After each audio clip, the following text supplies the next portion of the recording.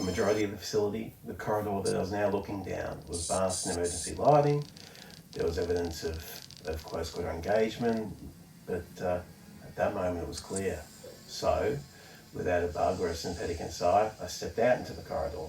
I knew that I needed to follow it for roughly 25 metres, and then I'd have to take a turn to the right, and that would bring me to the control room for the flight deck. Once there, I could override the automatic shutdown, and what was left of my squad could liberate away your dropship, and we could get clear. I started to walk to that target.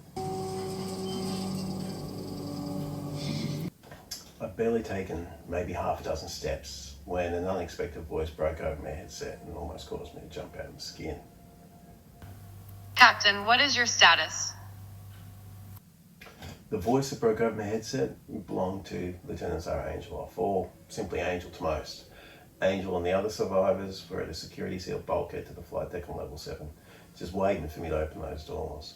Like myself, they were just doing their best to avoid the attention of the hostiles. At this point, our focus was simply just getting clear. The bugs and the homicidal synthetics that were running around, they could have the facility. That was at least until an orbital airstrike would wipe it off the face of the map, and that was due in only a few minutes. I'm almost there. Less than a mic out, you just be ready to move. Angel came back with an affirmative, and I picked up my pace, quickly reaching the T-junction. Again, peering out and checking slowly, I could see the area was clear, both directions. Nothing but bug burn holes in the decking. So I continued to the right, and after about 20 seconds, I found that door marked flight operations. I tried the lock, but there was nothing. But I knew it wasn't likely to open. I was already reaching for my hand welder and my webbing when I froze. Click, click, click. It was the unmistakable sound of long, powerful claws on metal decking. The sound was approaching and appeared to be coming from the very corridor that I'd just used. I tucked in hard to the flight operations door alcove, hoping that I'd be out of sight, and then praying that what was coming would explore the opposite direction, not mine. The way I figured it, I had a 50-50 chance at that point.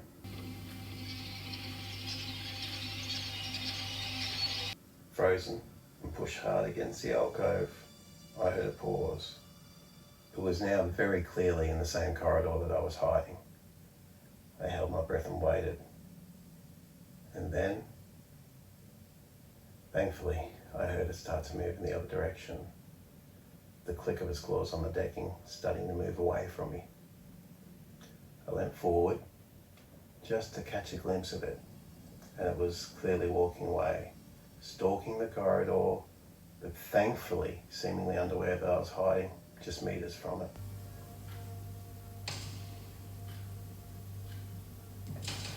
Satisfied that it was gone, I gave it roughly 30 seconds, and then I spun around, eager to get that door open. But before I could do anything else, my headset squawked again. Captain Jordan, don't want to add to the pressure, but we are getting pings on tracker.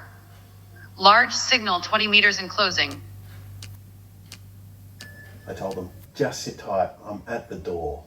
I clicked up the flip shield on the cutting torch and I started to cut that lock, the molten metal dripping down the door, but before long, I was rewarded with a clunk to confirm the door was open. With a grunt and a lot of effort, I pried the doors open to reveal the control room as I stepped inside. Right, I'm in. What am I looking for?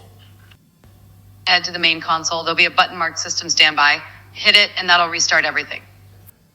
I scanned the room and I saw the console that Angel was referring to. Got I confirmed to her following the instruction. I headed to the console that was overlooking the flight deck, which was beyond and almost in total darkness. I quickly found the control she indicated. Without delay, I hit that button and was rewarded with the system starting to whir to life and the light switching on both inside the room and the hangar. That's got it. Door control's now active and just in time, Cap. We've got hostiles. Copy. I'm Oscar Mike to your location. Get clear and get our Marines on board. Warm that bird up and I'll be with you shortly.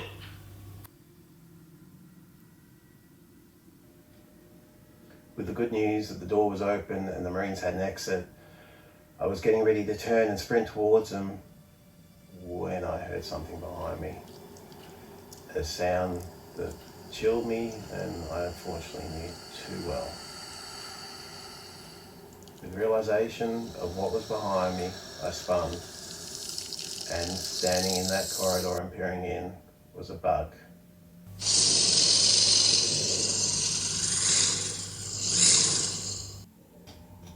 It stepped towards me, ducking its elongated head as it entered into the room, raising its claws as it got ready to attack, its tail moving back and forth behind it.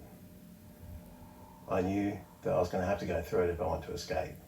And despite the tight space and the close proximity danger, I only had one option.